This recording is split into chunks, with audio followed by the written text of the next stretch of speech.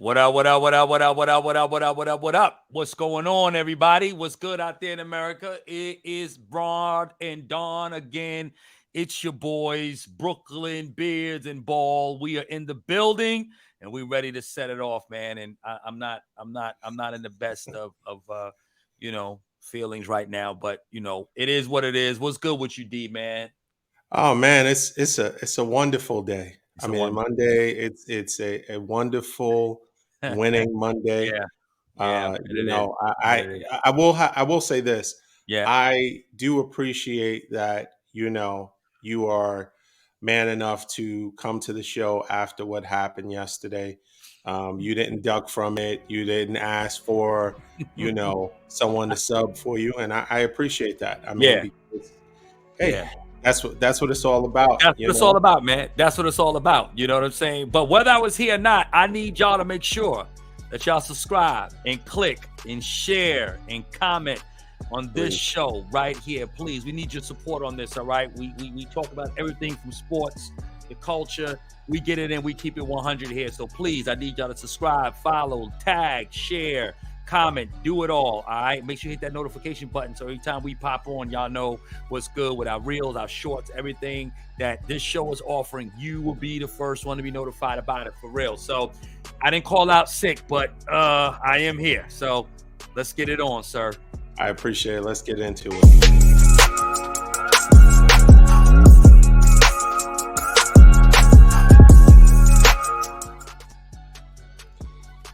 Wow. Oh man. The highs and the lows. It was all good just a week ago, huh? All just a week ago. All just And there was some really surprising outcomes to the game, yeah, yeah, to say the least. yeah. But I think it is a very interesting show today. Once again, I appreciate you actually still coming Oh yeah, no and doubt. I'm here. I'm showing here. your face. Yeah, I'm And here. so let's get into the games that we highlighted. We'll start off with the Cowboys and the Packers. I'll let you. The floor is yours. Floor is This mine. The floor is mine. Yo, let me tell you therapy something, session can begin. man. Yo, I'm gonna tell you the truth. Let me start out by saying this, D. All right, man. I just want to let everybody know, as our show is developing and we coming into our own and people getting to know what we do and what we're all about when it comes to sports and the fandom that we have for our team. I'll say this, all right. Although it may not appear that way, but I am a reasonable, sensical Dallas Cowboy fan. I know Cowboy fans can be very lofty in their expectations. Every year we go into the Super Bowl, we can start off 1-0, and already we're lifting the Lombardi Trophy. All right, I've been a fan since 1977. I've been watching the Dallas Cowboys since Tony Dorsett's rookie season. Okay, and I've been a fan ever since. I've seen highs, I've seen lows, I've experienced 3 of their 5 world championships. Okay, in my lifetime, and so I understand what this team does. I understand who they are. I understand their ownership. And I understand that we have an owner and a GM that basically is not going anywhere. All right. He is not going to fire himself, that being Jerry Jones. And so it is what it is, right? But we're so trapped. We're caught up in being a Cowboy fan. So we can't let it go because it's just who we are. We're already married to this thing. And this is why Jerry has successfully built himself a nearly $8 billion brand with the Dallas Cowboys without having to win anything in the last 30 years. But let me say this, though. All right. Let me say this. This was another bad loss for the Dallas Cowboys. We came into this game 6-2. All right. But at the end of the day, and D, I should have told you in our last segment. I know I picked the Cowboys to win, but in my heart, I knew that we were going to lose this game because the odds of Green Bay losing 6 in a row, that's a bit of a stretch. As bad as this team is, I just knew with Aaron Rodgers and his past success against the Dallas Cowboys, coming into that game 7-2, now 8-2, the fact that we could never stop Aaron Jones, never been able to stop him. The last 3 to 4 games, this man has brutalized the Dallas Cowboys. And we are a team that's 28th against the run. We can't stop a stop sign, and a stop sign doesn't even move when it comes to the run. That's how bad this team is against the run. I don't want to hear about how great our defense is. I don't want to hear about Oh, Dan Quinn has taken us from the worst to being one of the elite. But this is not an elite defense. Elite defense is the 85 Bears, the 2000 Ravens, okay? The Legion of Boom in Seattle. Those were elite defenses, okay? Not the Dallas Cowboys of 2022, okay? Yes, we are much better than we were in 2020 when we were under Mike Nolan and that poor defense. And you know all about Mike Nolan because he came from those San Francisco Whiners and that whole thing. But we know that he was horrible. Dan Quinn, yes, he has improved us. But we cannot stop the run. If you want to neutralize the Cowboys' great pass rush with DeMarcus Lawrence and Micah Parsons, what do? You just run the ball. We have no interior. I don't care about Hankins. We got him from Las Vegas Raiders. Listen, he's played well. He's decent, but our line, our interior, Gallimore and these guys, and all the guys that we ghosted and these guys up front, they cannot stop anybody other than DeMarcus Lawrence, who's one of the best DNs against the run. He's the only one that can do anything against the run. Dallas can't get off the blocks. We get washed. We get hooked. You run to the outside. Our corners play soft because Trayvon Diggs is always making a business decision. He ain't tackling nobody, all right? And our linebackers, they're so slow to react. Van Der Esch runs like he got 3 legs. And he runs with his upper body. I mean, who runs with their upper body? I mean, that don't even make any sense how he looks when he runs. There's nothing wrong with your legs. He runs with his upper body. He's trying to motion his shoulders to get his shoulders to where it needs to be. Listen, Dallas sucks against the run. And the only way to neutralize Micah Parsons, and let me tell you something. Everybody's talking about he's the next coming of Lawrence Taylor. Nowhere close. I've seen Lawrence Taylor play. You've seen Lawrence Taylor play, D. He is not Lawrence Taylor. Nowhere close to it right now. He can't play coverage, and he's poor against the run. The only thing right now that he does very well is he rushes the quarterback. But he's not in the situation to do that because Dallas cannot stop the run. When you're up by 14 points in the fourth quarter, you instantly supposed to put a team in position to throw the ball. When have you ever seen Aaron Rodgers as patient as he was last night, where he didn't even want to throw the football? He got upset with LaFleur on that third down play at the end of the fourth quarter for even wanting to throw the ball. Okay, Aaron Rodgers, one of the most prolific passers of our day, actually wanted to continue to run the ball. You're down by 14. You should be looking to throw the football. And you know what they did? They stayed with the run. They continued to run the ball. Let me just get you these stats real quick. When you look at them running the ball, Aaron Jones, 24 carries, 138 yards. He had 5.8 yards per carry. A.J. Dillon, 13 for 65. That's 5 yards a pop. You can stay with the run because Dallas can't stop it. And when your offense, now listen, we scored 28 points yesterday, D. That should be enough to win the game. I mean, the Green Bay Packers are averaging no more than 15 points a game. This offense was putrid. You were supposed to put your foot on their neck and annihilate this team. Pulverize them. You were supposed to beat this team so bad that you were to make Aaron Rodgers contemplate retirement. But they couldn't do that. They could not take care of business. You know why? Because Dallas took this team for granted defensively. They had no respect for their receivers, and a rookie, Christian Watkins, went off on them. We made no adjustments in the secondary. Anthony Brown has always sucked as a cornerback. I don't know what Dallas ever sees in him as a corner. He is trash, okay? Deron Bland, a rookie, he looked like a rookie yesterday. Why? Because we had no respect for their receivers. We saw how they played all year. This was a team. Aaron Rodgers don't even have confidence in the receivers. But you know what? He did what he had to do. Why? Because he ran the ball. It opened up things in the passing game, and Dallas took it for granted. We actually slept on this team. We actually thought we were going to come in here and we're going to get this emotional win for Mike McCarthy, who, by the way, okay, what are you doing waking up at 4 o'clock in the morning and getting out to the field, going out there with this nostalgia, touching the grass and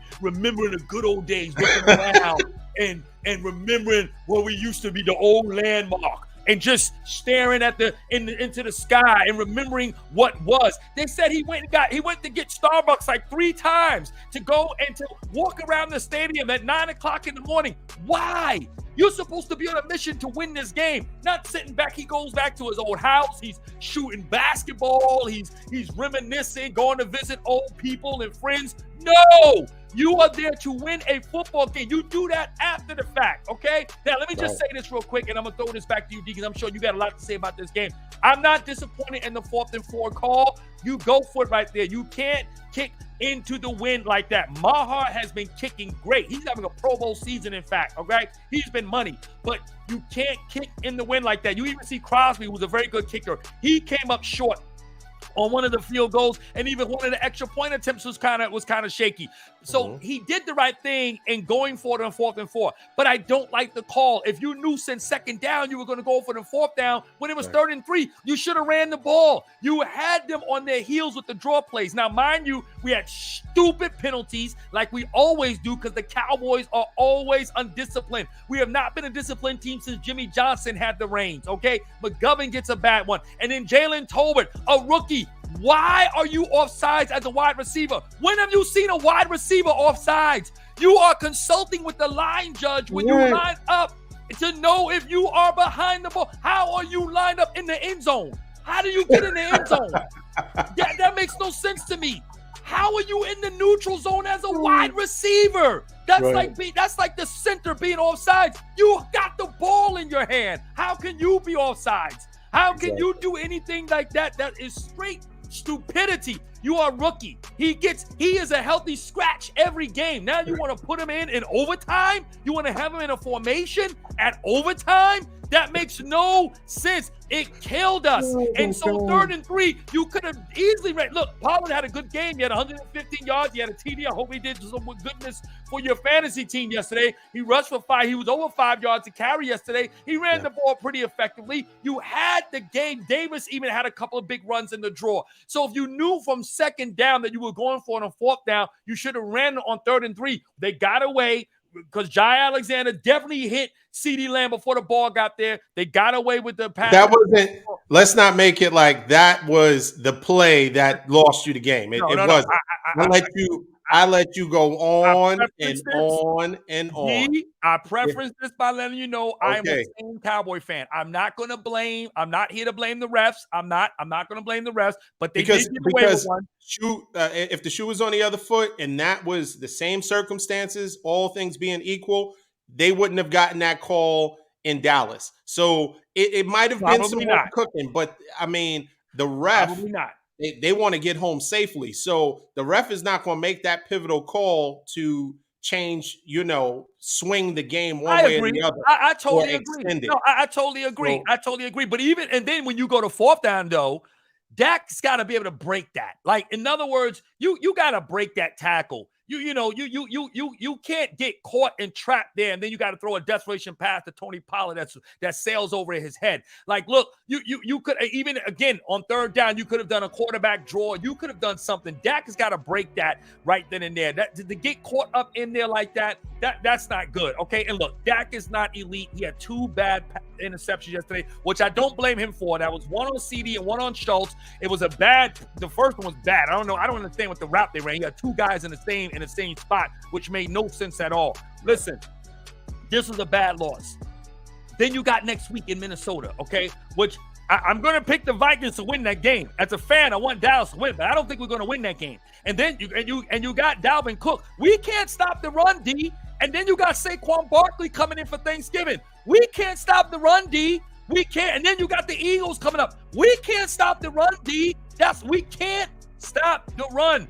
We are going. If any team wants to beat Dallas, all they got to do is just say, hey, listen, quarterback, this is what we're going to practice. We're not even going to practice routes. All I need you to do is take the hike and hand the ball off. That's all we're going to practice all week long. That's going to be the reps. We're not throwing the ball. We don't even need the receivers out there. All we're going to do is just run the ball. We don't need a coach. Stop the run. That's it. What'd you say? I said we don't even need a coach. We don't even need a coach. Right. Take on the Brooklyn Nets mentality. We don't need a coach. Okay? Just hand the ball off. D, I am so frustrated, bro. I'm so upset. I couldn't believe it because you were up by 14 in the fourth quarter. You were supposed to put this team away. The Packers are a bad team. They're really a bad team. Yeah. And we were supposed to win that game, and Dallas was not able to prevail. And now it gets even harder. This team is allergic to prosperity. I hate to say it. For some reason, we do it to ourselves every single time. So it was a bad loss for the Dallas Cowboys, and that's all I got to say on that, man. So go ahead. I know I'm glad I let you get all of that out of your system. You feel better? I mean, we're gonna have somewhat of a therapy session. I don't mind. You know, I'm not charging by the hour. I just want you to be able to get all of that out of your system. I'll say this. I knew when I was watching pregame that they were going to lose. And let me tell you why. When I saw Mike McCarthy with that camel trench coat, that camel colored trench coat. Did you see the coat? Yeah. He looked like I'm here to lose. Why are you there? Why are you there that early? Number one. Right. I think he took it lightly. I think he wanted some kind of welcome home type of, you know, thanks for 13 years and cheers and right. He wanted a bronze cheese head for his services. Like, yo, listen, you are there to win the game. And I think that his focus wasn't there. I think when he has to look at the big picture, like we said last time, you were supposed to smash this team. You don't Giannis says, we don't play without food. You go ahead and you're supposed to destroy them. And unfortunately for them, once again, Aaron Jones ran. I mean, he played, he balled out. Aaron Rodgers, I think he only threw it 20 times. He didn't have when Aaron Rodgers, to your point, when Aaron Rodgers is upset with the coach because they're not running the ball enough, there is that is the most effective way to beat the Cowboys. Dak, listen, you must have been looking at my notes. Dak is not elite. Unfortunately for you guys, he's not elite. He's a slightly better version of he's the NFC East Jimmy G. When you expect him to ball out, he won't do it. The times that you think, oh man, we're up against it, he's going to play phenomenally. He'll throw for 400 yards in a quarter. But when you really need him, rubber against the road, you need him to really show up and see what he's worth. Okay, you should be, a top 10 quarterback, top 5. I mean, you're getting paid top 5, but you should be a top 10 quarterback. Will not do it. I think that the play calling, one major take. Can we now say that Pollard can be a bell cow back? Number one, I'll say this. He's not going to block as good as Zeke. But if you're of the mindset to get the ball out of your hands fast enough, and if you're looking from a standpoint of how effective you guys were running the ball, I don't know why you got away from it. And if as McCarthy said, he had already, I feel like he always looks a little bit disconnected, like mentally, like he wants to get his words out, but he's kind of, I don't know if he's looking for his words from a teleprompter. I don't know, but it's never a fluid interview with him. He always seems like, we were gonna go on it. We were gonna go 4 downs. I knew it after the first down. Okay. So if you've been running it effectively, why did you go away from running it effectively? And prior to, you guys were up by 14 points. The Dallas Cowboys were 195-0 when leading by 14 or more points. That's that, right. And what happened? You guys are always about making history. I'm so proud of you guys. You guys are a historic franchise, and that was a historic feat. How do you lose that game? You're running the ball effectively. Aaron Rodgers is not just decimating you guys through the pass.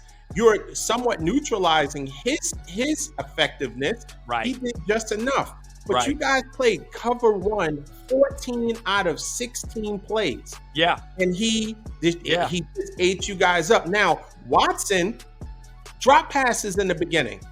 And did. Aaron Rodgers, Like he has because all year, right? he has no other choice, he kept going to him, and it paid off handsomely. Yep. 3 touchdowns on you guys. Unbelievable. And so I have good news. I have a bit of good news for you. Okay, this should make you feel better.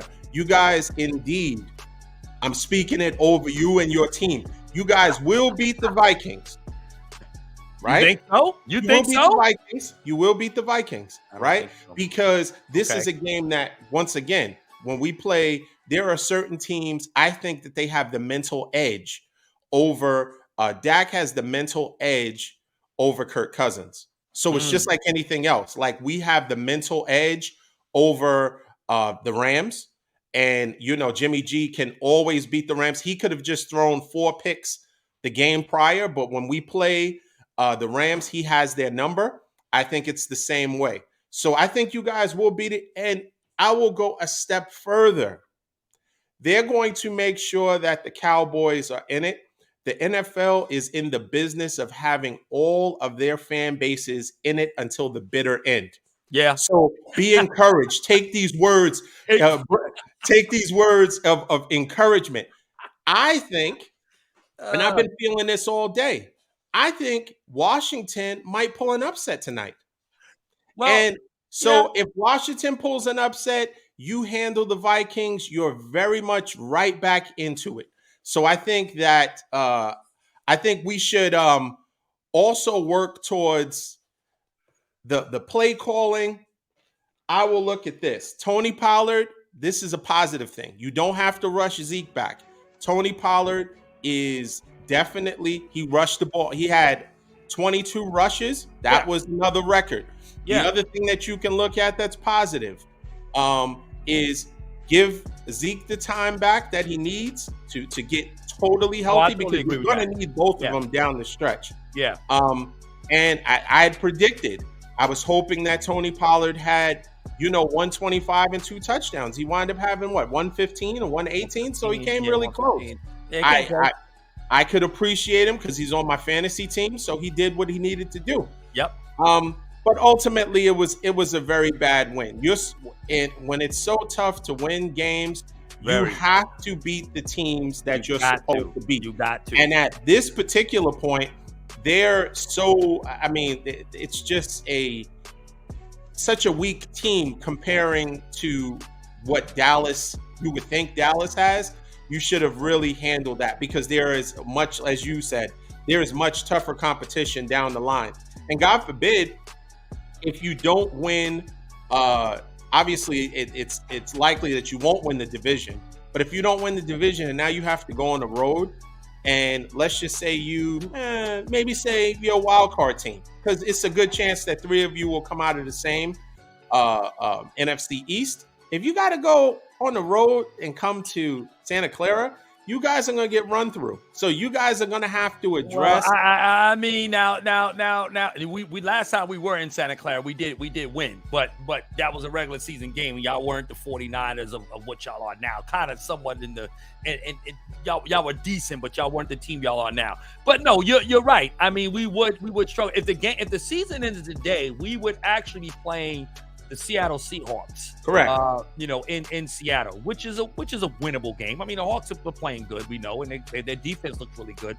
But they took a bad loss yesterday to Tampa Bay. But D, you're right. But listen, I listen. I appreciate you offering words of encouragement and trying to inspire my team. That's what I'm here for. I gotta say, Kirk Cousins, and that was a big win for them yesterday. Who knows? He may have taken a step, and this is not the time I think you want to see them. So they go back home. That was a big win for the Vikings yesterday. So they come back home now and play. My question is this, though: is it more what Kirk Cousins is doing, 5 chains, or is it more so a mistake defensively? I mean, Justin Jefferson. I mean, that's a bad boy. He is single-handedly carrying that team. He is. I mean, he elevates it to a level that makes them, contenders. Because, I mean, if he's not on that team, let's face it, we don't, even the way Kirk Cousins has been playing, we don't really see that team with the great running back and all that other stuff, we don't see them really going far, Right. because Right. you got Thielen, you got TJ Hawkinson, but Jefferson is what makes that train run. So um, there No was question. a little But bit of luck. But You Cook do had a good game yesterday too, though. I mean, he balled out too. He had actually he rushed for 8.5 per rush. He had 119 on 14 carries. I mean, Cook, that team is a very interesting team. They got a lot of firepower, and just remember, there was a day and time when Adam Thielen was the guy, right? You remember how powerful he He was as was. guys, their wide receiver. But like you say, JJ definitely is their guy. But but you got to give them credit. That was a big win. But if you want to speak over my life, D, and I trust you, you're a man of God. You're a man Yeah, of I God. think they're gonna. I receive your Honestly, word. I think they will be able to. But see, because this is the thing. This is the glaring hole in the Bills. They don't have a running game. No, they don't. They And don't. I so agree. Josh Allen still ran for 84 yards. That's the quarterback. And maybe they're doing that in lieu of him wearing Right. his arm out because it was Right. up until, kind of a game time decision that he was going Right. to play. Right. But maybe if they had a running game, that is the difference. That is the difference from them being what I would look at as being an elite team, like upper echelon elite team. If Right. you have no running game, I mean, Kansas City, say what you want, they have some running. They Yeah, they have do. some. Pacheco has been playing well, so they Yeah. have Yeah. some running. So do. it just keeps everyone honest. And I mean, forget about the Niners. The Niners, I mean, everybody, Everybody anybody, runs. I mean, sideline reporters, Shanahan can take a couple of beat writers balls. could give you 6 yards to carry. So Exactly. we got the people. Exactly. So, but those elite teams, that is what separates it. And I think we'll see what happens. I think Dallas will get it right. But I was very impressed by Tony Pollard, and I think there's some positives out of it. I think McCarthy, from a leadership standpoint, didn't go in with the right mindset. He should have gone in with a killer mindset. Yeah, We're going to smash. I'm Right. going to prove that it was me and not you, right? Exactly. He should have made that. He should have drove that home to his team, and in Right. turn, his team would have taken that on. Hey, let's win one for McCarthy. Let's. This is not a reunion of sorts. I mean, Right. when I saw him with that coat on, I can't get That over coat. that. I And he was believe it, looking man. up, and he had that believe it. camel colored coat on, trench Believe it, coat. man. I And his said, hair was all combed. And, I said it's I mean, losing. I don't understand this dude, I man. see losses in your doing? future. His future looked bleak, and I was like, okay. Yeah. And then even the pregame, him hugging Aaron Rodgers, do all that after the fact. After the You game. understand that? I'll just say this, and then we'll move on. Yeah. Bill Belichick, the debt that he owes to Tom Brady as far as victories. 20 years together, right? Pretty much. 20 years together, 6 Super Bowl rings. Yeah. And when they played after they had parted ways, it was a 5-second. Oh, yeah. He kind of mumbled and kept it Mumbled. moving. That's all he's gonna give you. That's what he gives everybody. That's it. Now we're not friends anymore. No, we're not. Competitors. Exactly. And you lose that competitive advantage when it's too much fraternization, when it's too much. Yeah, remember back in the day, because in the back of Aaron Rodgers' mind, he wanted to put it to him. Oh, you better believe he did. Wanted to put Aaron it to was him. listen.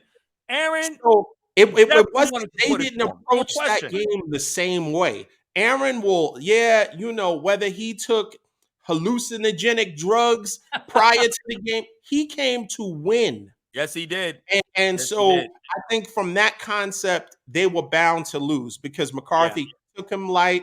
They took it as, we'll just be able to halfway do it and we'll still get a W. And as a result, they caught that L. All right. We need to move on. Yeah, let's move on. Let's go to another team. And by the way, we both picked the Cowboys. And Yeah. unfortunately, that's one in the lost column for both of us. Yes, Let's go sir. on to the next big upset. We already kind of touched on it, but let's talk a little bit about the Bills. What that loss and what Josh Allen has done over the last 2 games, throwing red zone picks. Right.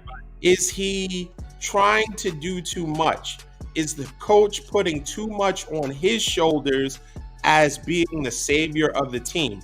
Is it, once again, if you have to be the gunner of the team, you gotta try to, sometimes overdo it, be the savior, try to, because your arm is so strong and you're Right. such a talent. Sometimes you take unnecessary risks. Most of the time, players that have average arms typically are better quarterbacks because they know what they can do and what they can't do.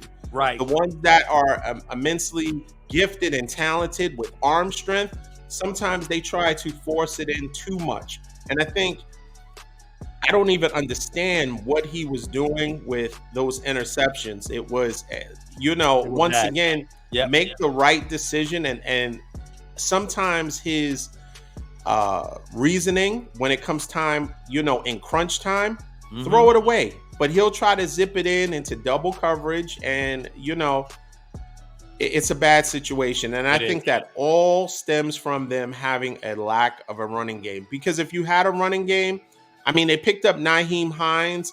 I guess he's still acclimating with the offense. Yeah. But you can use that as a kind of Tom Brady extension of the run. Just do little dump offs so that at least the defense has to stay home a lot. They have to. Now they don't know if you're going to dump it off to your running back or you're going to take it yourself. Right. And at that point, that opens the receivers. That opens the tight end up. But when they know that you are the end-all, be-all, they can kind of focus and hone in more on you. What do you say? No, I totally agree with you. I think what we're seeing now is this team is way too dependent on Josh Allen. Way too dependent. And if a team is going to get to that next echelon of winning a Super Bowl and even becoming a competitive dynasty, because I don't think the dynasty element that we saw in the NFL in past years, Cowboys and Steelers in the 70s, and you have the Niners in the 80s, Dallas in the 90s, that, and then of course we just talked about it with the Patriots. You're not going to have that, I think, because there's more parity in the league, but you can still stay competitive, right? You'll always be in the Super Bowl hunt. You'll always be that team that people will talk about that has the potential to win it. But I don't know if that's going to happen if they keep putting all of this pressure on the arm of Josh Allen. You got to get a running game. You got to be able to mix it up, even in Kansas City, right? Because the play calling is very creative. It's very diverse. Like you say, you got screens, you got bubbles, you got things you can run small, you can run short, different things like that. I mean, Mahomes is not a guy who runs like Josh Allen, right? He's just very evasive in the pocket. He knows how to get out the pocket. He can move around, but he's not going to run like a Justin Fields or a Josh Allen. But the truth is that you have to be able to get him some help in the running game, because this guy is going to break down a lot sooner than what people think. It's the same thing with Lamar Jackson. Right now, look, Jackson, we know, is great. He runs, and again, he's carrying the team as well, right? And even with guys out, I think Bateman is out right for the year. He doesn't have the plethora of receivers. And Mark Andrews is out injured. Andrews is out, right? You see, so again, that's more pressure on these guys to have to be able to take their team over the top. And when that happens, you really become one-dimensional. And I mean, even with the receiving core that you have in Buffalo with these guys, right? With Davis and Diggs, yes, these guys are great. But at the end of the day, teams are going to figure it out. And that's kind of what you saw yesterday. And if you can get Josh Allen to throw into those pressure situations where he made those bad decisions, trying to do too much, because he knows at the end of the day, for my team to prevail, it's going to have to come at my arm or either my legs, one of the two. Something of my body has to be given to be burned. I have to present a sacrifice somewhere. So that's the only way he's going to be able to get his team over the top. And I think if you're McDermott, you got to say, hey, look, we got to find another way to spread this thing out, to take a lot of pressure off our quarterback, who is still, in all intents and purposes, playing injured. Now, he didn't look bad, really. At the end of the No. day, I think, for what we thought we would see from him if he was to play. I mean, he threw the ball over 40 something times. That's a lot of throwing again. But again, to your point, D, I totally agree. They got to be able to get him some help. He's got to get a running game, but by all means, because it's not going to last long if you're going to just keep relying on this guy to take you in week after week. And we haven't even gotten to the playoffs yet, right? Exactly. It's going to be tough. So I totally agree with you. Totally. Yeah, I think that's going to be that's vital, and I think that is what separates them from being the elite teams. I mean, they're still obviously Super Bowl contenders. I mean, we're not foolish enough to think because of over the last 2 games he's thrown some red zones. He's still a man. Oh, he's still a man. I think that the team concept, the what they are doing moving forward to be competitive, because they're going to face teams that will be able to bracket Diggs and bracket Davis or Dawson Knox kind of. So there's teams that will be able to cover or double, and then if they take your best weapon away, receiving wise, then it forces you to throw in some tight windows that you don't have to. Why take the chance? Why take the risk? The simpler play, keep it simple, stupid. Make the simple play.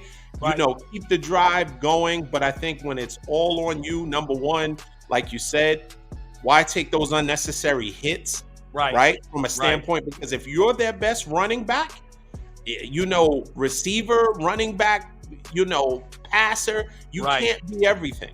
No, so you can't. I think it's not sustainable if they do that. So they're going to have to work on that. Now we got all the losing out. We spit all that that bitter taste. We got all that out of the way. Let's talk about some winners. Oh boy. The Niners against the Chargers. Now, at first, they were kind of eating us up, our secondary. I mean, once again, the Chargers are without Keenan Allen, Mike Williams. They have Austin Eckler, but we pretty much neutralized him. Yeah, you did. And he is a great running back, but we neutralized him, which I thought was a testament to us. And so we were going back and forth.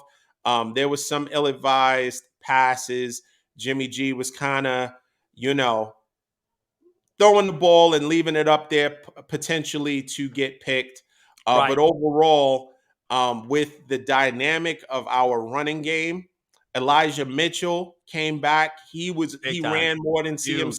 So when you got a stable of backs, Debo got back there. Now, I will tell you this is an interesting trend. Brandon Ayuk, they thought everybody tried to make it like he was going to be the 4th option. Jimmy G and Brandon Ayuk, they are connected. Yeah. I think that Brandon Ayuk is a serious, he's the real deal. What I think is interesting is some would have thought it differently, but it seems like Deebo Samuels is kind of the odd man out. He's trying to kind of find his position. He's neither the running back that we used to use him as or the receiver. And maybe because teams are scheming more so towards him than Ayuk, but Kittle has been somewhat reduced to just a blocking tight end, which I mean he's cool with, and that's what makes the team so good. No one is diva, if you will, as far as I need X amount of touches, I need X amount of money, so that's a good thing. He got his money, they got their money in time, exactly. So he can preserve himself from a standpoint of now you don't have to be the running back, but I think it's exciting to have all of those weapons. We got healthy again. And although the first half was somewhat nip and tuck back and forth, what did we do to the Chargers? Shut them down in the second half. Shut them down. And, Jimmy G didn't have to do much. He managed the game, but we got the W. And, there was a little bit of funny business at the end. I'll just tell you this. Elijah Mitchell, they're on like goal line. Of course, Elijah Mitchell stumbles and they just kind of end the game that way. There's no coincidence that the spread was 6.5. And so they win by 6. This is a very, very true thing. Don't get it twisted. Vegas makes a decision on final scores because everybody and their mother would have taken the Niners. You're coming off of a bye. The Chargers are completely decimated as a team. We should have blown them out, but it was a close game. And now, once we shut them down the second half, we were running all over them. But how is it that? And it's not about I just have respect for in competition, I respect my opponent. No. That was spread based. They purposely stumbled and just kind of ended the game. And of course, everybody that took the Chargers won. And people aren't. It's not so foreign anymore because people kind of know. Even the commentators that watch the games, they say, "Well, everybody should be happy by that outcome," because Vegas is determining. They don't determine necessarily who wins or loses, although sometimes they do. They definitely determine spreads. So when you see plays being called that you scratch your head on, that's Vegas. The replays that the refs are always, it's not always looking at a play. There's somebody on the other end saying, "No, you make that call, so this is the end up score." I mean, I know you. Hey, listen, talked about this. You know what? The word is conspiracy, right? But it's now called Donspiracy. All right. Listen, that's what you do, bro. You about that Donspiracy. And I couldn't agree with you more. Listen, we love the game. We love sports. We're just addicted, right? Isn't it something when you know something is corrupt and there's some laziness going on, but yet besides all that, we look past that and still love the product nevertheless. So I don't know. We just as bad, right? But hey, it's good conspiracy, right? So we just enjoy it. So it is what it is. But I couldn't agree with you more, man. Yeah, that was a little, that was a little fugazi right there on the end of that. But listen, man, your Niners look good. You guys defensively look well. I think you completed like over 50% third down efficiency, which is really good. You guys dominated time of possession. You got a plethora of weapons, and that is a good thing.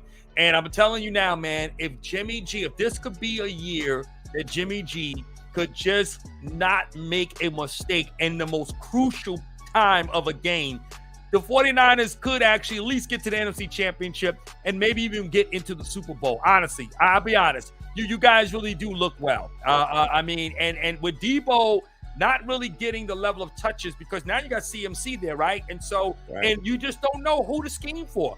Because Mitchell rocked yesterday. He balled and out. He actually had more carries than did.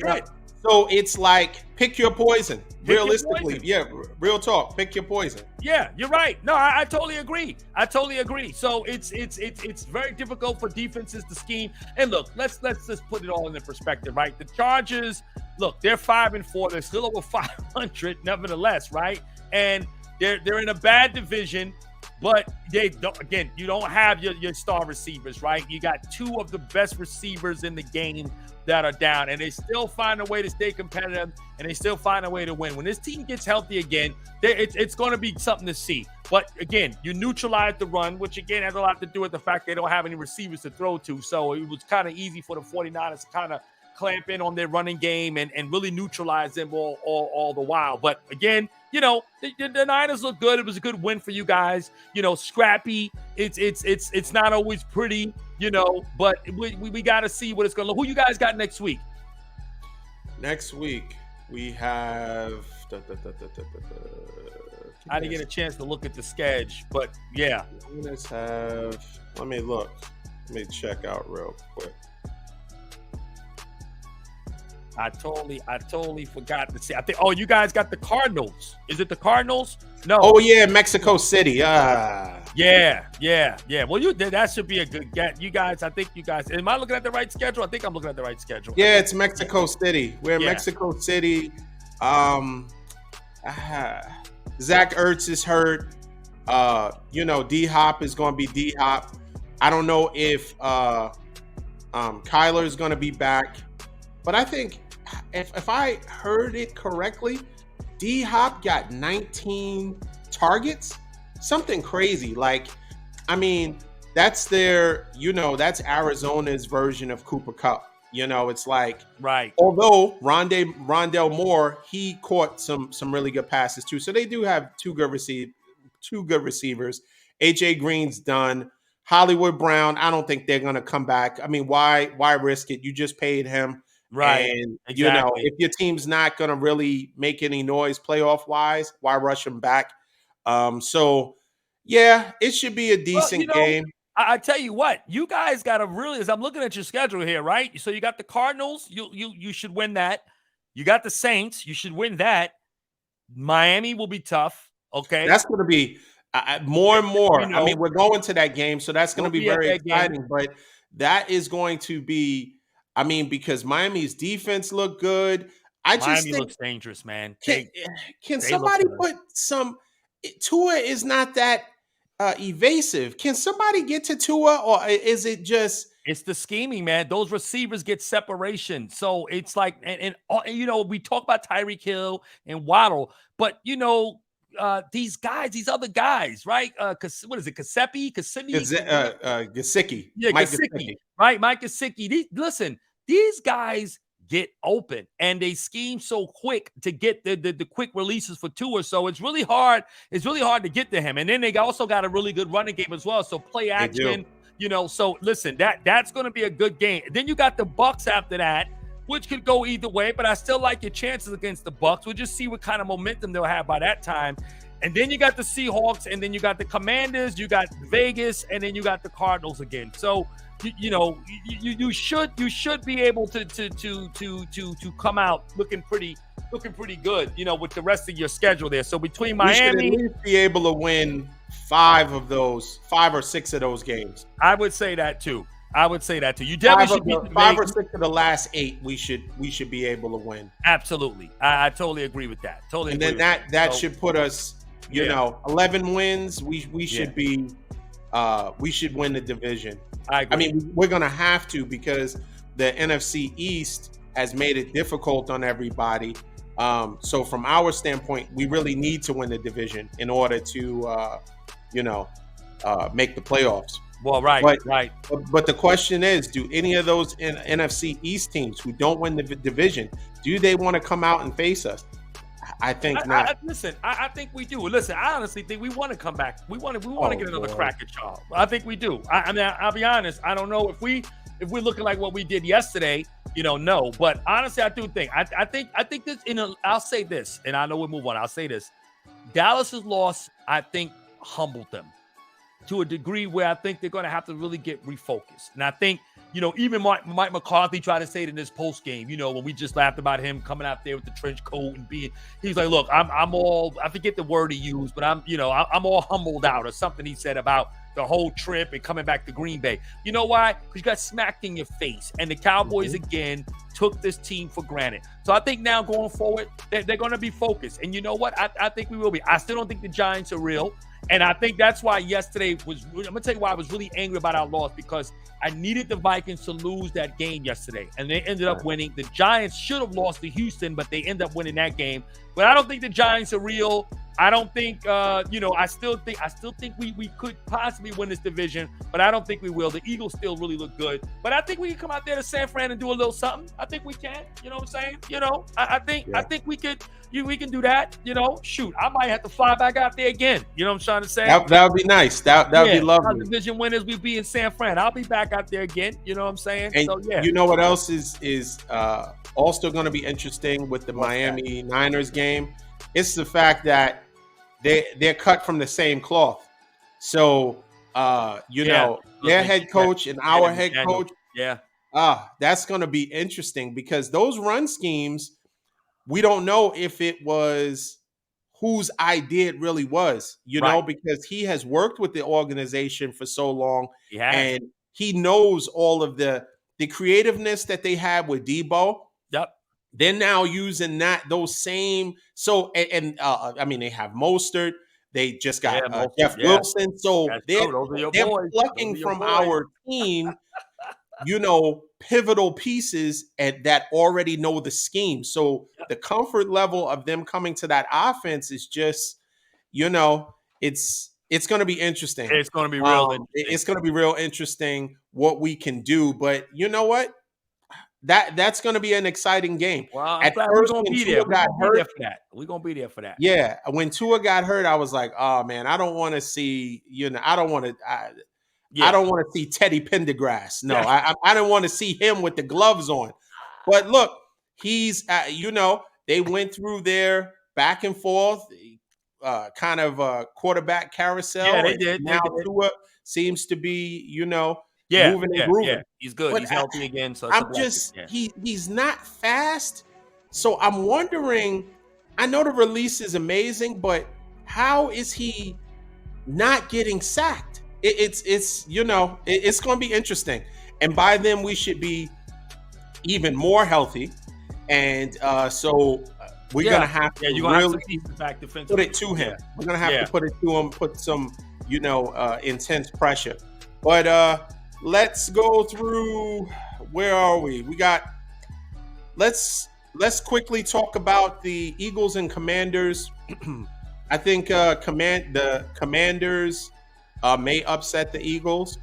I think for the Jerry Jones factor, I think that the Commanders could come in, and although you're not supposed to be able to, because the Eagles' weakness, you can run on them.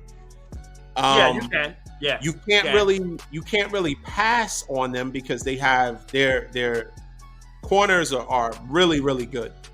Their corners are really good. Yeah, trust me, I know. So, but I think Taylor Heineke, I think he's gritty. I think he has kind of that evasive kind of extending the play. I have Terry McLaurin, and I hope he balls out tonight. I also have Curtis Samuel, but he's on the bench in my fantasy league. But okay. I think they need to watch, obviously, AJ Brown, because that's their bread and butter.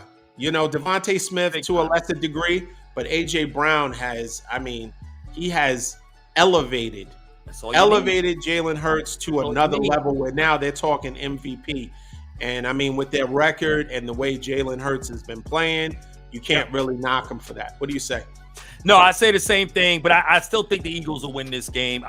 Look, you got Chase Young back, right? He didn't play the first time they played. And, and of course, Jalen went off in that first game with them. I think he had a QBR 123. It was something nuts. But the thing is this. I like the Redskins. They're middle of the pack defensive-wise. Commanders. So, yeah, I mean, I keep saying the Redskins. My fault. The Commanders. Yes, the Commanders. Yeah. See, I'm from the old school. I'm still, right.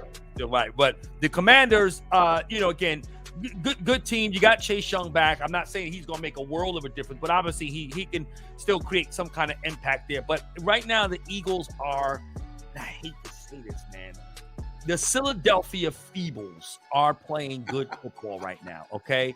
The RPOs, their running game, their defense, their corners are good. And they actually are number one in the league in points allowed. They really are playing good defense, but you do have a chance to run on this team. But again, I just don't see the Commanders coming out on top of this one. I got the Eagles, but I would love for your prediction to come to pass. Trust me, I need them to lose at least a game.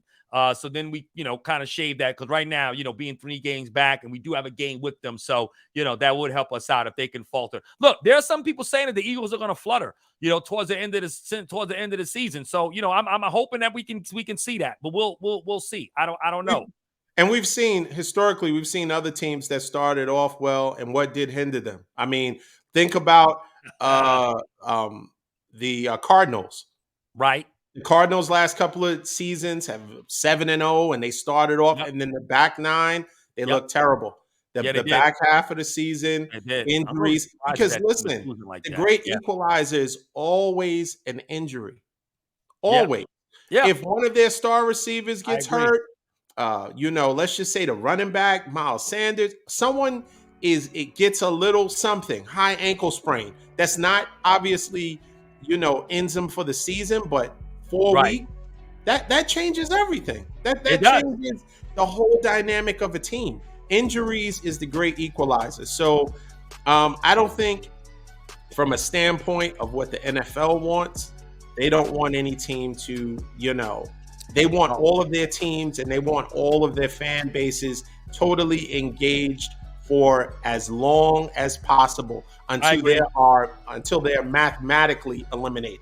But let me say So this though, D. I'll say this real quick. And I know we're gonna move to the next block there, but when you look at the Eagles in their schedule, right? So after tonight's game, they've got the Colts, right? That you would expect them to win that game. They got the Packers. As long as they don't do what Dallas did, they should win that game. But then they got Tennessee. They got the Giants again. Okay, divisional game, so that could always be tricky, right? You got the Bears. You got Dallas. But then it gets a little interesting, right? Okay, they beat, and then you got the Saints. But then you got the Giants. Well, you know what? Let me take that back. I'm looking at this thing, D. They got an easy schedule. I don't know. right, but it's the teams that you least expect because those same Colts that you just kind of talked over. They beat Kansas City, and so That is true. if Taylor, we're about to talk about Jeff Saturday and how the Raiders lose to Saturday on a Sunday. Listen, ultimately, if Jonathan Taylor can run the way he ran week 1 and then the way he ran last week, old Jonathan Taylor, the old Jonathan Taylor and Matt Ryan, I'm so glad they made that quarterback change because, they weren't, listen, they still have a chance to win in that division. Yeah, they can. Believe it or not, as terrible as they are, I think they're 4-5-1. Yep. They still have a chance. Yeah. So I'm glad that Jeff Saturday made that move back to Matt Ryan because he brings some stability to that team. He's a veteran. He knows how, and the man ran for 39 yards. Can you believe it, man? For 39 yards. Scrambled for 39 yards. Listen. So a broke clock can be right twice a day. I mean, he scrambled for 39 yards. He did what he needed to do. He wasn't trying to do too much. He worked within the offense. He spread the ball around, and they had dominant running. So I think that can hurt any team. That can change the dynamic of any game because if Jalen Hurts is on the sideline and Jonathan Taylor is running the air out of the ball, I mean, you won't have those possessions. That's defense, right? To keep them on the sideline. Yep, absolutely. So, and we know Jonathan Taylor is, he's definitely a bell cow running back. He can run. Yeah. He could tote the rock. He's 4 down back. He can. He don't get tired. He doesn't get tired. Nope. So outside of injuries, I think. I think. I hope you're right. They're not going to go undefeated. I think tonight's game is going to be more challenging than people on paper than it looks. Let's get a quick score. Tonight? Yeah. Yeah, I think it's gonna be a high scoring game. I just don't think they've got it. I'm gonna go 31. I'm gonna go 31-14. I think it's gonna be a blowout. Wow. Yeah. 31-14. Eagles, yes? Eagles, yes. Okay. Yep. And I think it's going to be I think all right, I'm gonna go with the Commanders 27-23 with the upset. I'm gonna go out on the line. We can't. Well, I hope you're right, D. Come on, D. Come on, Donspiracy. We need it. Oh man, we'll see what happens. I think they have a good chance of losing because the Commanders have somewhat of a decent running game, not great, but they have good receivers. They have some kind of Curtis Samuel can be a possession receiver as well as come out of the backfield. They can kind of use him in some exotic ways in order to kind of throw the defense off. So they're going to have to do all of that to hopefully possibly get the W. But Right. I'm going to go. I'm going to step out on the limb and say 27. What did I say? 27, 23? 23. Yep. Yeah. I'm going to go with the Commanders. Okay. And we'll see what happens. Okay. Lastly, let's real quick. Jeff Saturday, Yep. 1-0 as a head coach. He Yep. came from just like you said, get up with a gray suit and some, Cole Hans to Yep. being on the sideline. The Raiders,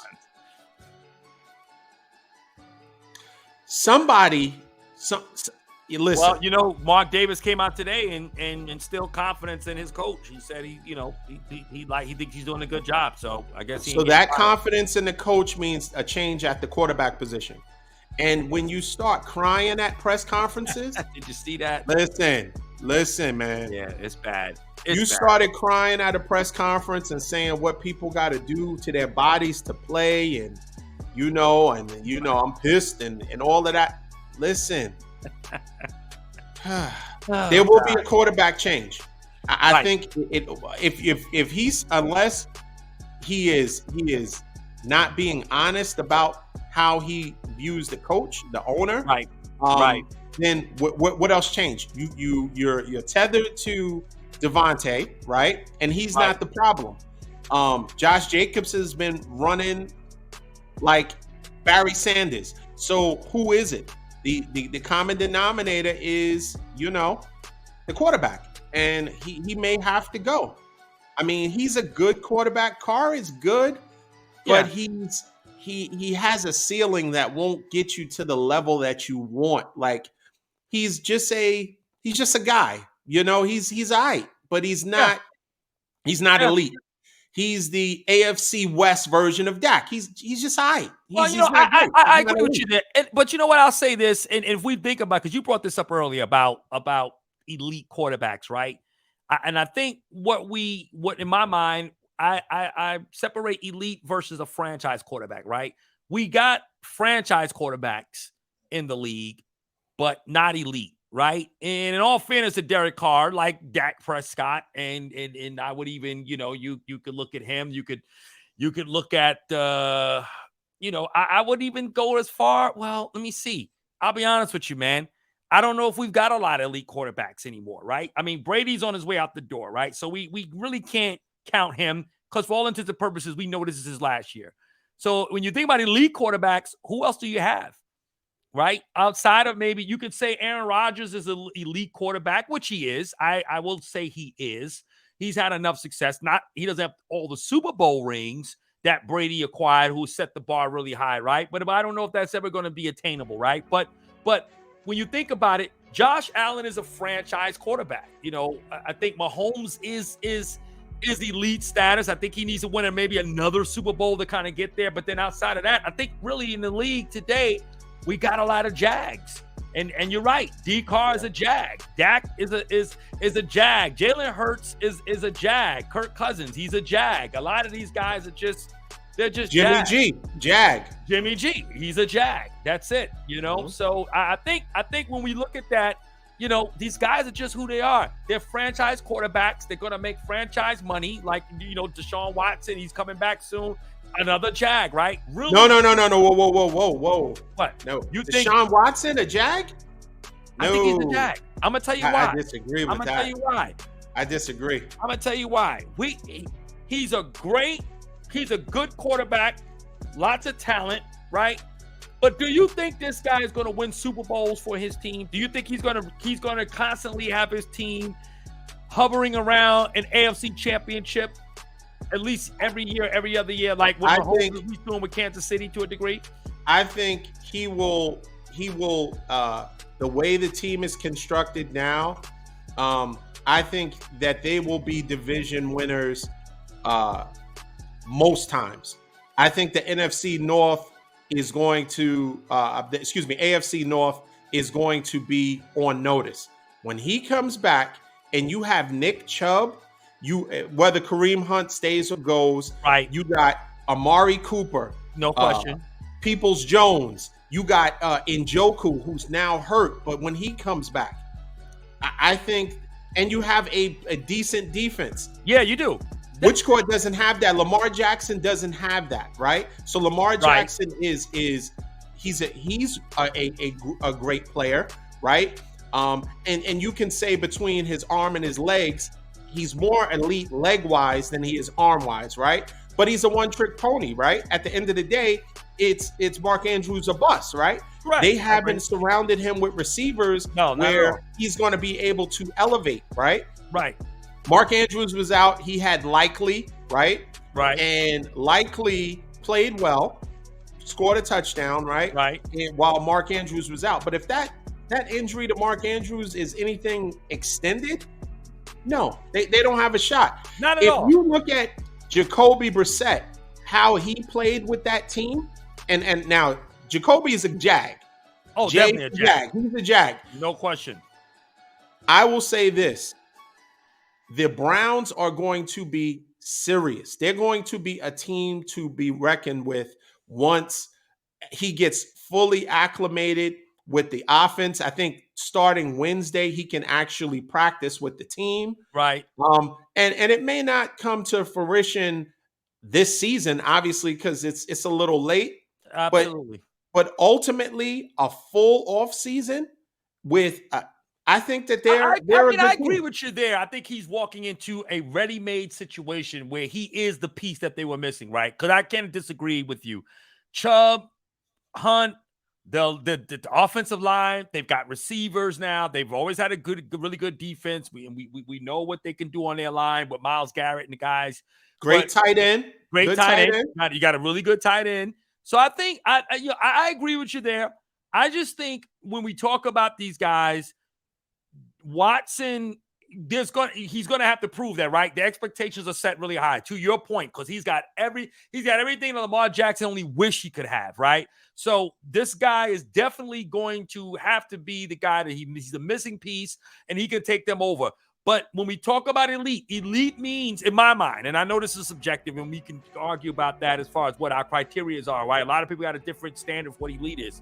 But he's going to have to be a guy that's going to have to take that talent and keep them hovering around that AFC championship, or at least keep them in the second round, or again, AFC championship at the minimum, to be able to be an elite guy. He's already done less. He's already did more with less with the Texans.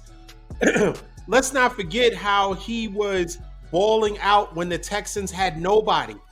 The team. Well, yeah, they had some good receivers there. I mean, you had Cook, you had Andre Johnson. I mean, like they didn't he really was on the back end kind of his career by the time, I think, if I recall correctly. But there was they were losing a lot of players to injury.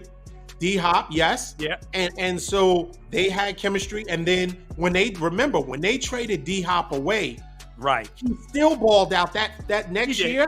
He balled out and was elite. So if he can do more with less, what do you expect him to do? I expect him to do more with more. I agree. I think he's more than a Jag.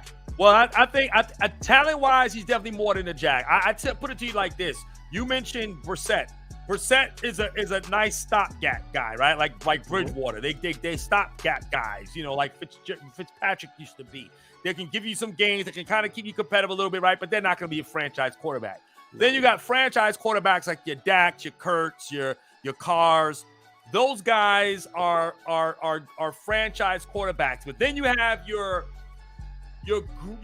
what I tend to say really good quarterbacks that are above a Jag because of their talent. So you got guys like your Lamar Jacksons, your Deshaun Watsons. These guys are more than a Jag because they got the talent. But then you got and Josh Allen too would be in that category.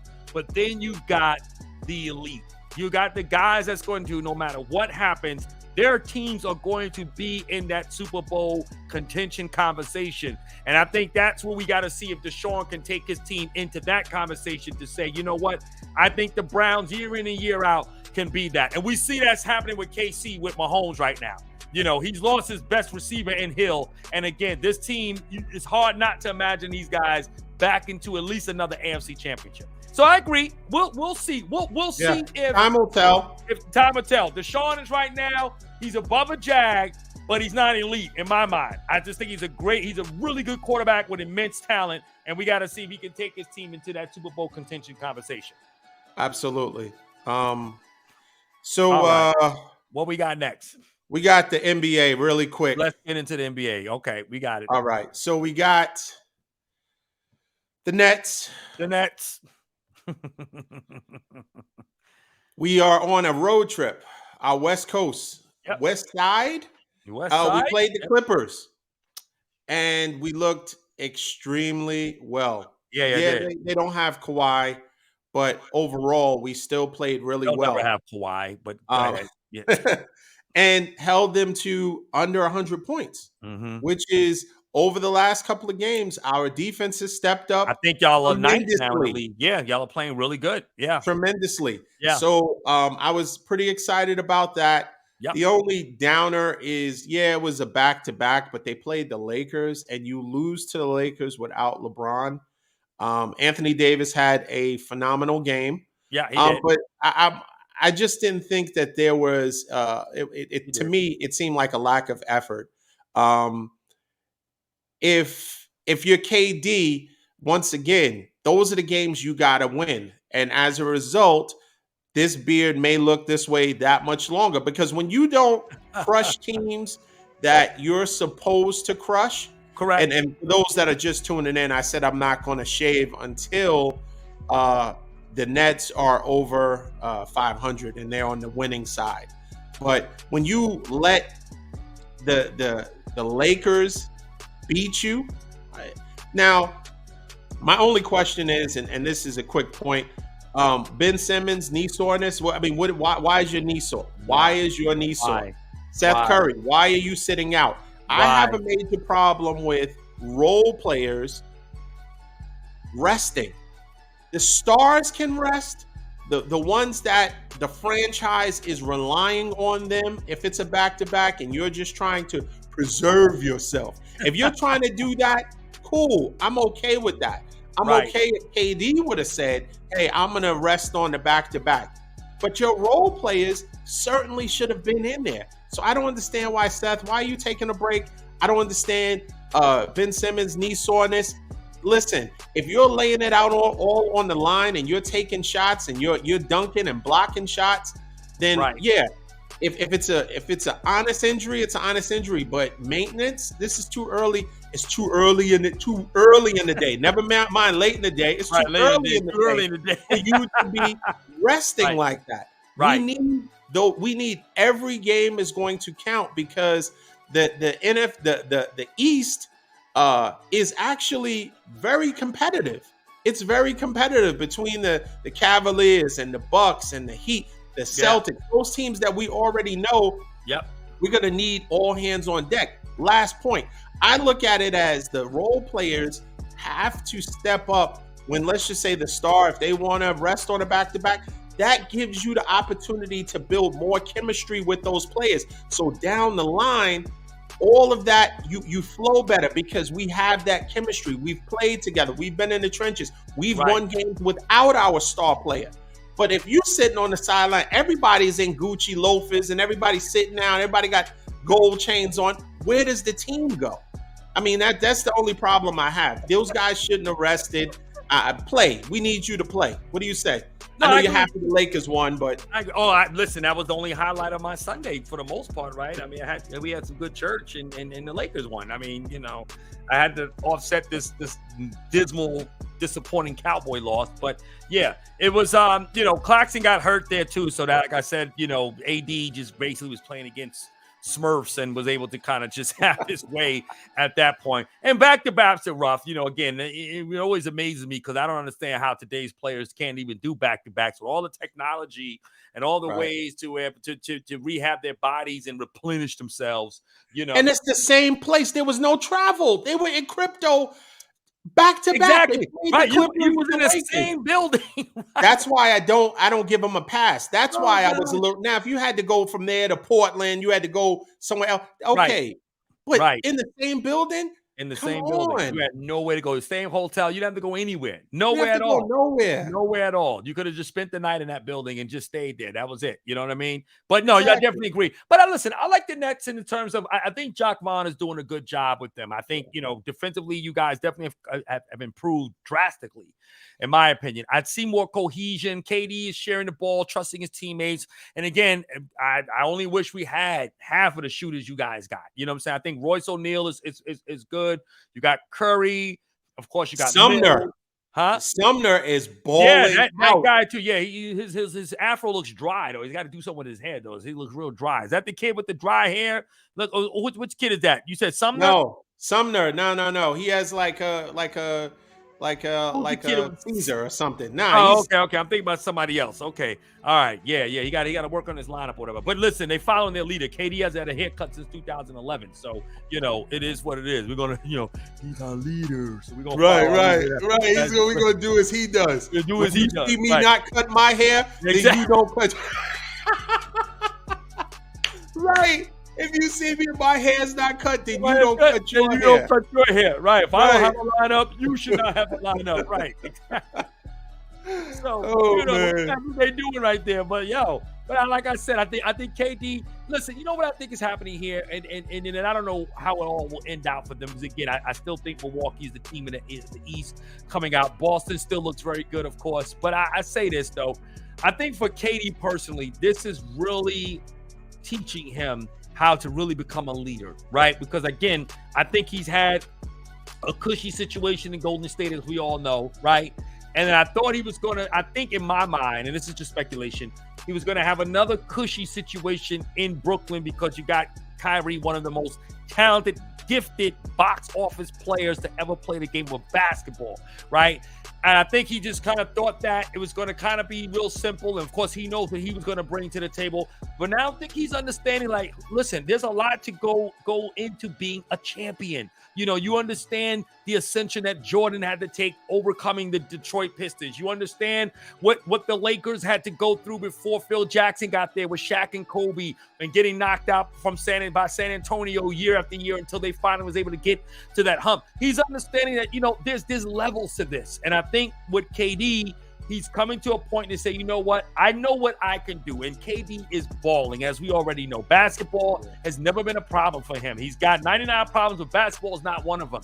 But the truth of the matter is that I think he's learning how to develop these role guys and understand what it takes to get these guys into position to play a little better. And I think to his credit, it's starting to come. Look, I agree, back-to-back, should have played, should have get these guys going. I think Ben Simmons is a wash. I'm not familiar with his contract situation, but listen, I'm going to tell you something. If I'm Joe Tsai, at some point, depending upon how this looks, if Ben doesn't get himself together and he can't play basketball to the level in which he did, I say you buy that guy out and you let him go, man, or you put him or you trade him. Because I don't think he gives any benefit to you guys, and I don't think there's any trade value with him. I don't think nobody's going to trade for him. At least give up. The Lakers would take him. The Lakers would take him yesterday. Let's not be fooled. I don't think so. He can't shoot. He can't shoot. But he can facilitate. So, but he can't even do that with you guys. I mean, that's what you got him there for, and he can't even do that. I mean, to the point where he can't even play. He's not even at the level that he used to be. It's at the all-star level that he used to be at Philly. And that's what the Nets were hoping they were going to get with him. Right. And unfortunately for the Nets, that's not what this guy, he's not even coming close to that. Like you say, he's in loafers and chains and nice leather jackets. Listen, he's bringing the gear. We can clearly see what his money is doing for him on the sideline. Right. But I feel bad for the Nets because they really didn't get anything that they were hoping to get in return with this guy. They gave him a year. And look, I'm not going to get into all the mental health issues. I understand that that's a very, very sensitive issue. And I understand everybody deals with their challenges differently, right? So I hope he gets better. And I hope psychologically he can make the improvements he needs to make as a man and as a person. But when we talk about the basketball element of it, right?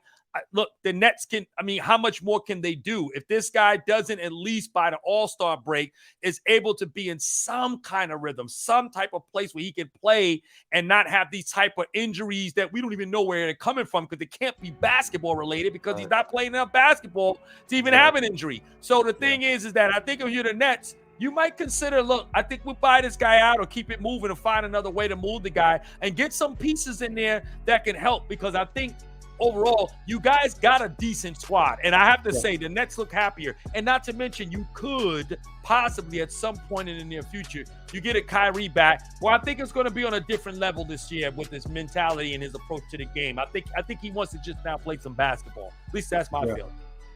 Yeah, I think so. Time will tell. I think they're gonna probably let it play out this season and then reassess and see if it's worth having them on the books or just move them. I do think that there will be certain teams that will still want to trade for him just because of the size factor, the rebounding, and the facilitating.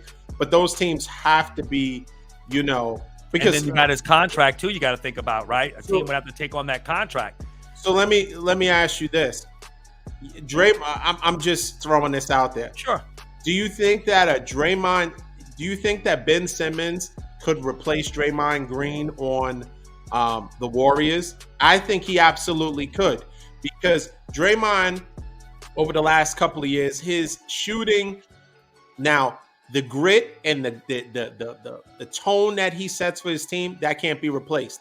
But if we just talk about simply what they bring to the table, facilitating, check. Rebounding, check. Yeah. Passing and all of that kind of floor general, check. And if you got shooters all over the place, you got Steph, Clay, Jordan Poole, you got all the Kuminga, so there are teams that he is a good fit for what he does, minus the scoring. Now, if he can ever get to the scoring where, like I said, we don't need him to be, a double-double machine. We just need him to get to the point where he's averaging 10 to 12 points and do what he does facilitating-wise, and that would be all we need.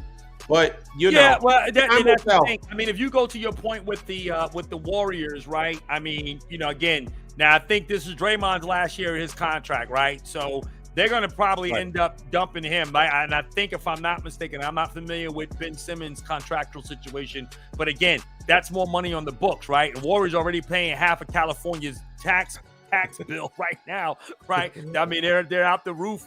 But the thing is, right, aside from that, let's just say for whatever reason they were able to work out that, Ben Simmons wouldn't be asked to do the same thing. The expectations wouldn't be as high because they got so many great young players, right? So the expectation of what they would need Ben Simmons to do, it wouldn't be the same. And that's the difference between what he's bringing to the Nets or not bringing to the Nets, because the Nets were expecting to have a little bit more. So the Nets are always behind the 8 ball, right? Every time they're expecting to get what they're supposed to get from a guy, they can't get it. And now they got to find another way. They didn't get it from Harden. That, obviously he got hurt. Harden was vested in there, I guess, just as we know too much with Kyrie, and he just couldn't deal with it. Yeah. So, and then, but again, with Ben Simmons, Kyrie with the off-court issues, they just can't. If in a perfect world, if those guys were able to just give this team what everybody had hoped to get, this team would definitely, without a shadow of a doubt, probably have won a chip by now. No question about it. Because the Nets are really just that good if you have a perfect world where everything came into sync. But they just can't get anything out of the guys that they were hoping to get. They're actually getting more out of these role players than what they expected. So you just hope that that'll be enough. If Kyrie comes back with a good head on his shoulders, ready to play some basketball, you'll probably do well, even despite Ben Simmons. But if you can get rid of him and move him for whatever you can get him for, I think that would be in the best interest of the Nets if Ben Simmons can't get it together. I agree. Yeah. But in any case, we will we'll talk more next time. Once again, thank everyone for watching. Thank you. Please like, subscribe, share, click the little bell. That way, every time we post something, every time we add content, you'll get that notification. Please leave comments. If there's something you agreed with, something you disagreed with, Right. hey, listen, we're more than willing and welcoming to all comments and discussion. That's what it's about. It's about discussion. It's about having a meeting of the minds, differing opinions. I think once again, it was a pleasure having this discussion with you. No doubt, Don. Better luck next week with the Cowboys, go Niners. I'll still be mad. Go ahead. Go Nets. Once again, thank you for joining us. Appreciate it. Until next time. Until next time. Peace. Peace.